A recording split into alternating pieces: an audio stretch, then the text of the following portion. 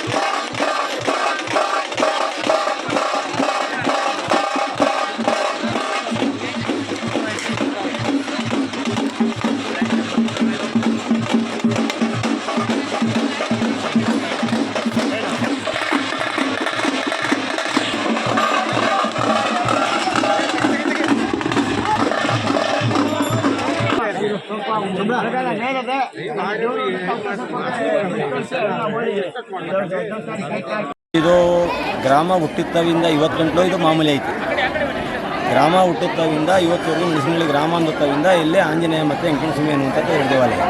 ಅದರಲ್ಲಿ ವೆಂಕಟಸ್ವಾಮಿದು ಈ ರೀತಿ ಪರ ಈ ರೀತಿ ಸಭೆ ಮತ್ತು ಅರ್ಕೆಗಳು ಬಂದಂಥ ಭಗವಂತನ ಬಂದಾಗ ಪ್ರಶ್ನೆ ಕೇಳೋದು, ಪ್ರಶ್ನೆಯಲ್ಲಿ ಪಾಸ್ ಆಗುವಂಥದ್ದಕ್ಕೆ ಅರ್ಕೆ ಮರಿ ಕೊಡ್ತಾರೆ, ಇರುವಂಥ ರೇಸನ್ನು ಮತ್ತು ಕೊಡುವಂಥ ಧಾನ್ಯಗಳು ಏನು ಕೊಡ್ತಾರೋ ಅದನ್ನು ತೆಗೆದು ಇರುವಂಥ ಬಂದಂಥ ಭಕ್ತಾದಿಗಳಿಗೆ ಅನ್ನನ ಸಂತರ್ಪಣೆ ಏರ್ಪಾಡು ಮಾಡ್ತೀವಿ. ಮತ್ತು ವೈಕುಂಠ ಏಕಾದಶಿಯ ವಿಶೇಷ ಪೂಜೆ ಇರುವಂಥದ್ದು ಉಳ್ಕೊಂಡಿರುತ್ತೆ. ಮೊದಲನೇ ಶ್ರಾವಣದಲ್ಲಿ ಮಾಮೂಲಿ ಮೆರವಣಿಗೆ ಊರೆಲ್ಲ ಗ್ರಾಮದಲ್ಲೆಲ್ಲ ಮೆರವಣಿಗೆ ನಡೀತೈತೆ. ಮತ್ತು ತಿರ್ಗಾ ಸಂಕ್ರಾಂತಿ ಹಬ್ಬದ ದಿನ ಪಾಳ್ಯ ಸಭೆ ಅಂತೇಳಿ ಅದು ಮಾಮೂಲಿ ಫಂಕ್ಷನ್ ನಡೀತೈತೆ. ತಿರ್ಗಿ ಕೆಂಗಲ್ ಹತ್ರ ಹೋಗಿ ಮೊದಲನೇ ವಾರದಲ್ಲಿ ಮುಂಚಿತವಾಗಿ ಒಂದು ವಾರ ಮುಂಚಿತವಾಗಿ ಅಂತೇಳಿ ಕೆಂಗಲಿಗೆ ಹೋಗಿ ಮಾಮೂಲಿ ಎಲ್ಲ ಸೇವೆ ಮುಗಿಸ್ಕೊಬಂದು ಆ ನಂತರ ಗ್ರಾಮದಲ್ಲಿ ಈ ರೀತಿಯಾದಂಥ ಸೇವೆ ಕಾರ್ಯಕ್ರಮಗಳು ನಡೀತವೆ. ಎಷ್ಟು ದಿನ ನಡೀತದೆ? ಏನೇನು ಕಾರ್ಯಕ್ರಮ ಹಮ್ಮಿಕೊಳ್ಳುತ್ತೀರಾ? ಎಲ್ಲ ಕಾರ್ಯಕ್ರಮ ಅನುಕೂಲನೇ. ಆದರೆ ಇವತ್ತು ಸಾವಿರಾರು ಭಕ್ತಾದಿಗಳು ಬೆಳಗ್ಗೆಯಿಂದನೇ ಕಾಯ್ದು ಮತ್ತು ಮೆರವಣಿಗೆ ಮೂಲಕ ಬಂದಿದ್ದಾರೆ, ಅವ್ರಿಗೆಲ್ಲ ಏನು ಹೇಳ್ತೀರಾ? ಅವರೆಲ್ಲ ಭಕ್ತಾದಿಗಳು ಭಗವಂತ ಕೊಟ್ಟಿರುವಂಥದ್ದು ಏನು ಪ್ರೇರಣೆ ಇತ್ತು ಅದು ಏನು ಭಗವಂತ ಅವ್ರಿಗೆ ದಾರಿ ಕೊಟ್ಟಿದ್ದಾನೋ ಆ ದಾರಿ ಮುಖಾಂತರ ಅವರೆಲ್ಲ ಬಂದು ಭಗವಂತ ಅದು ಸೇವೆ ಮಾಡೋಕ್ಕೆ ಬಂದಿದ್ದಾರೆ. ಸ್ವಾಮಿ ವೆಂಕಟೇಶ್ವರ ಸ್ವಾಮಿ ಅಂದರೆ ಏನೋ ಒಂದು ಪವರ್ಫುಲ್ ದೇವರು ಅಂತ ಕೇಳ್ಪಟ್ಟೆ. ಆದರೆ ಮಹಿಮೆ ಯಾವ ರೀತಿ ಏನು? ಮಹಿಮೆ ಯಾರು ಬಂದು ಭಗವಂತನ ಏನು ಕೇಳ್ತಾರೆ ಕೇಳದಂಥದ್ದಿಗೆ ಇಲ್ಲಿ ಹಣದಾಹ ಮತ್ತು ಇನ್ನೊಂದು ದಾಹ ಬೇರೆ ವ್ಯವಹಾರ ಅನ್ನೋಂಥದ್ದು ಏನಿಲ್ಲ. ಅವರು ಕಷ್ಟ ಕೇಳಿದಾಗ ಕಷ್ಟಕ್ಕೆ ಏನು ಪರಿಹಾರ ಬರುತ್ತೋ ಬಂದಂಥ ಪರಿಹಾರಕ್ಕೆ ಅವರೇನು ಮನಸ್ಸಿಂದ ಇಲ್ಲಿ ದಾನ ರೂಪದಲ್ಲಿ ಕೊಡ್ತಾರೋ ಅದೇ ದಾನವಾಗಿ ವ್ಯವಹಾರ ನಡೀತಾರೆ. ಇಲ್ಲಿ ಯಾವ್ಯಾವ ಕಷ್ಟ ಒತ್ಕೊಂಡು ಬರ್ತಾರೆ ಭಕ್ತಾದಿಗಳು? ಮಕ್ಕಳಿಲ್ಲ ಅಂತ ಹೇಳಿ ಬಂದಿದ್ದಾರೆ, ಮಕ್ಕಳಾಗಿದ್ದಾವೆ, ಜಮೀನು ವ್ಯವಹಾರದಲ್ಲಿ ಬಂದಿದ್ದಾರೆ, ಜಮೀನು ತಗರಲ್ಲಿ ಕೇಸ್ಗಳಿದ್ದಾವೆ, ಅವು ಪಾಸಾಗಿದ್ದಾವೆ. ಮತ್ತು ಮದುವೆ ಆಗದೇ ಇರುವಂಥ ವ್ಯವಹಾರ ಬೇಕಾದಷ್ಟು ಬಂದೈತೆ, ಅದನ್ನು ಪಾಸಾಗೈತೆ. ಸುಮಾರು ವರ್ಷ ದೇವಸ್ಥಾನಗಳು ನಿಂತೋಗಿ ಅಲ್ಲಿ ಪ್ರಶ್ನೆ ಅನ್ನುವಂಥದ್ದಿಲ್ದೇ ಪೂಜಾರಿಗಳಿಲ್ದೇ ಇಲ್ಲಿ ಬಂದು ಕೇಳಿ ಇಲ್ಲಿಂದ ಪ್ರೇರಣೆ ಆದಂಥ ವ್ಯವಹಾರದಲ್ಲಿ ಬೇಕಾದಷ್ಟು ದೇವಸ್ಥಾನಗಳು ಉತ್ಪತ್ತಿಯಾಗಿವೆ. ಇಲ್ಲಿಗೆ ಯಾವ್ಯಾವ ಭಾಗದಿಂದ ಭಕ್ತಾದಿಗಳು ಬರ್ತಾರೆ? ಎಲ್ಲ ಸುತ್ತ ಗ್ರಾಮದಿಂದ ಎಲ್ಲ ಕಡೆಯಿಂದ ಬರ್ತವೆ. ಒಂದು ಕಡೆ ಇಂಥ ಊರು ಅಂಥ ಊರು ಅನ್ನುವಂಥದ್ದಿಲ್ಲ, ಎಲ್ಲ ಕಡೆಯಿಂದ ಬರ್ತವೆ. ಬೆಂಗಳೂರು, ಮೈಸೂರು, ಮಂಡ್ಯ. ಸ್ವಾಮಿಗೆ ವಿಶೇಷವಾದ ಪೂಜೆ ದಿನ ಯಾವುದು? ಶನಿವಾರ ಮಾತ್ರ. ವಾರದಲ್ಲಿ ಒಂದು ದಿವಸ ಪೂಜೆ. ಬೆಳಗ್ಗೆಯಿಂದ ಸಾಯಂಕಾಲ ಎಷ್ಟು ಗಂಟೆಯಿಂದ ಸಮಯ? 1 ಗಂಟೆಯಿಂದ ರಾತ್ರಿ 9 ಗಂಟೆ. ಇವತ್ತು ಸಾವಿರಾರು ಭಕ್ತಾದಿಗಳು ಬಂದಿದ್ದಾರೆ, ಅವ್ರಿಗೆಲ್ಲ ಏನು ಹೇಳಕ್ಕೆ ಇಷ್ಟಪಡ್ತೀರಾ? ಭಗವಂತ ಒಳ್ಳೇದು ಮಾಡಿದ್ದಾನೆ, ಎಲ್ಲರಿಗೂ ಒಳ್ಳೇದಾಗಲಿ ಅಂತ ಹಾರೈಸ್ತೀವಿ. ಎಲ್ಲೋ ಈ ವರ್ಷ ಮಳೆ ಕಡಿಮೆ ಆಗ್ತಿದೆ, ಬಿಸಿಲು ಜಾಸ್ತಿ ಆಗ್ತಿದೆ, ಅದ್ರ ಬಗ್ಗೆ ನೀವು ಹೇಳೋದಾದ್ರೆ ಏನು ಹೇಳ್ತೀರಾ? ನಮ್ಮ ಕಾರ್ಯ ಆಗೋದಕ್ಕೆ ಭಗವಂತ ಮಳೆ ನಾನು ಊಹಿಸ್ತೀನಿ ಅಂತ ಹೇಳಿದ್ರೆ ನಮ್ಮ ಕಾರ್ಯ ಇರೋದು ಮಳೆ ಓದೈತೆ. ಯಾವ ವರ್ಷನೂ ಕಾರ್ಯ ಇರೋದು ಮಳೆ ಅಂತೂ ಆಗುತ್ತೆ. ಅಂದರೆ ನೀವು 20 ವರ್ಷಗಳು ದಾಟಿದ್ದೀರಾ. ಮುಂದೆ ಒಂದೇ ವರ್ಷದಿಂದ ಈ ವರ್ಷಕ್ಕೂ ಏನು ವ್ಯತ್ಯಾಸ ಸ್ವಾಮಿ? ಒಂದೇ ವರ್ಷದಿಂದ ಈ ವರ್ಷಕ್ಕೆ ವ್ಯತ್ಯಾಸ ಯಾವುದೂ ಬರ್ತಾ ಇಲ್ಲ. ಭಗವಂತನಿಗೆ ಯಾರು ಅವ್ರು ಕೇಳ್ಕೊಂಡು ಹೋಗ್ತಾರೋ ಬಂದಂಥ ಭಕ್ತಾದಿಗಳ ಕಡೆಯಿಂದ ಇದು ಹೆಚ್ಚಿಗೆ ಹೋಗ್ತಾ ಇದೆ ಹೊರತು ಬೇರೆ ಯಾವ ರೀತಿಯಲ್ಲಿ ಹೆಚ್ಚಿಗೆ ಆಗ್ತದೆ. ನಿಮ್ಮ ದೇವಾಲಯಕ್ಕೆ ಭೇಟಿ ಕೊಡಬೇಕಾದ್ರೆ ಯಾವ ಮಾರ್ಗದಿಂದ ಬಂದರೆ ಒಳ್ಳೆಯದು, ಯಾವ ಮಾರ್ಗದಿಂದ ಬರಬೇಕು? ಚನ್ನಪಟ್ಟಣದಿಂದ ಬರುವಂಥ ಮಾರ್ಗದಲ್ಲಿ ಚನ್ನಪಟ್ಟಣದಿಂದ ಬಂದರೆ 18 ಕಿಲೋಮೀಟ್ರ್, ರಾಮನಗರದಿಂದ ಬಂದರೆ 22 ಕಿಲೋಮೀಟ್ರ್, ಕನಕಪುರ ಹೋಟೆಲ್ ಬಂದು ಅಂತಂದರೆ 45 ಕಿಲೋಮೀಟ್ರ್. ಮೈಸೂರು ಭಾಗದಿಂದ ಬಂದರೆ ಚನ್ನಪಟ್ಟಣಕ್ಕೆ ಬಂದೇ ಬರಬೇಕು. ಬಿಡದಿ, ರಾಮನಗರ, ಬೆಂಗಳೂರು ಭಾಗದಿಂದ ಬಂದರೆ ಚನ್ನಪಟ್ಟಣ ಬಂದೇ ಬರಬೇಕು. ಚನ್ನಪಟ್ಟಣದಿಂದ ಬಂದರೆ ಹತ್ರ ಆಗುತ್ತೆ. ಈ ಕಡೆ ಕೊಳ್ಳೇಗಾಲದಿಂದ ಬಂದು ಚನ್ನಪಟ್ಟಣಕ್ಕೆ ಬರಬೇಕು. ಚನ್ನಪಟ್ಟಣ ನಮಗೆ ಹತ್ರ ಮತ್ತು ದಾರಿ ಚೆನ್ನಾಗಿರುತ್ತೆ. ತಮ್ಮ ಹೆಸರು ಸ್ವಾಮಿ? ನಮ್ಮ ಹೆಸರು ಭಾಗವತ ಅಂತ. ನೋಡಿ, ನಮ್ಮ ಗ್ರಾಮಗಳ ಪರಂಪರೆ, ನಮ್ಮ ಜಾನಪದ ಇದೆಯಲ್ಲ, ಬಹಳ ದೊಡ್ಡ ಪರಂಪರೆ ಇದು. ಸನಾತನ ಧರ್ಮ ಬೇರೆ, ದ್ರಾವಿಡ ಪರಂಪರೆ ಬೇರೆ. ಈ ದ್ರಾವಿಡ ಪರಂಪರೆಯಲ್ಲಿ ಈ ಥರದ ಗ್ರಾಮ ದೇವತೆಗಳು ಎಲ್ಲ ಗ್ರಾಮಗಳಲ್ಲೂ ಇರ್ತವೆ. ಮೊದಲನೇದಾಗಿ ಇಲ್ಲಿ ನಮ್ಮ ವೆಂಕಟರಾಯಣ ಸ್ವಾಮಿ ತಿರುಪತಿ ದೇವರಿದ್ದಾರೆ. ಜೊತೆಗೆ ಕೆಂಚಣ್ಣ ಕರಿಯಣ್ಣ ಅನ್ನುವಂಥ ನಮ್ಮ ಶೂದ್ರ ಪರಂಪರೆ, ದ್ರಾವಿಡ ಪರಂಪರೆಯ ದೇವತೆಗಳು ಎಲ್ಲ ಗ್ರಾಮಗಳಲ್ಲಿ ಒಂದಿನ ಜಾತ್ರೆ ರೂಪದಲ್ಲಿ, ಈ ಥರ ಆರಾಧನೆ ರೂಪದಲ್ಲಿ ನೆಂಟರನ್ನೆಲ್ಲ ಕರೆದು ಆ ಖುಷಿ ಸಂಭ್ರಮ ಇರುತ್ತಲ್ಲ, ಅದನ್ನು ನಾವು ಕಣ್ತುಂಬ್ಕೊಳ್ಳೋದಕ್ಕೆ ಅಂತ ಬಂದ್ವಿ.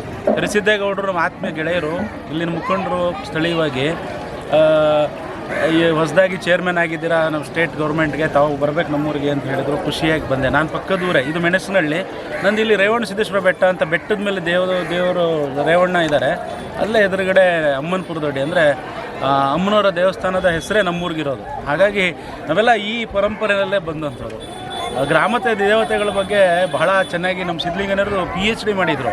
ಅವ್ರು ಹೇಳ್ತಾರೆ, ನಮ್ಮ ಈ ಗ್ರಾಮಗಳಲ್ಲಿರುವಂಥದ್ದು ತಳವರ್ಗಗಳು, ಮಧ್ಯಮ ವರ್ಗಗಳು, ಈ ನಮ್ಮ ಅಲ್ಪಸಂಖ್ಯಾತರು, ದಲಿತರು, ಹಿಂದುಳಿದ ವರ್ಗದವ್ರು ಮಾಡುವಂಥ ಈ ಥರದ ದೇವತೆಗಳು ವಿಶೇಷ ಏನಂದರೆ ಅವರೆಲ್ಲ ಶ್ರಮವನ್ನು ಪ್ರತಿಬಿಂಬಿಸುವಂಥ ದೇವತೆಗಳು. ಯಾರನ್ನೋ ಶೋಷಣೆ ಮಾಡಿ ಕೂತ್ಕೊಂಡು ಅನ್ನ ತಿನ್ನೋ ಅಂಥದ್ದನ್ನು ವಿರೋಧಿಸುವಂಥ ದೇವತೆಗಳು ಅಂತ ಹೇಳ್ತಾರೆ ತುಂಬ ಚೆನ್ನಾಗಿ. ಆ ಥರದಲ್ಲಿ ಇವರೆಲ್ಲ ಶ್ರಮಜೀವಿಗಳು, ಕಷ್ಟಪಟ್ಟು ಬೆವರು ಸುರಿಸಿ ವ್ಯವಸಾಯ ಮಾಡಿ, ಕೃಷಿ ಮಾಡಿ, ಒಕ್ಕಲ್ತನ ಮಾಡಿ ಈ ಥರದೊಂದು ಹಬ್ಬವನ್ನು ಆಚರಣೆ ಮಾಡ್ತಾರೆ. ಈಗ ನಮ್ಮ ರೇವಣ ಸಿದ್ದೇಶ್ವರ ಬೆಟ್ಟದಲ್ಲಿ ಜಾತ್ರೆ ಇದೆ, 21ನೇ ತಾರೀಕಿಂದ ನಡೆಯುತ್ತೆ. ಅಲ್ಲೂ ಹಾಗೆ ಸಾವಿರಾರು ಜನ ಸೇರ್ತಾರೆ.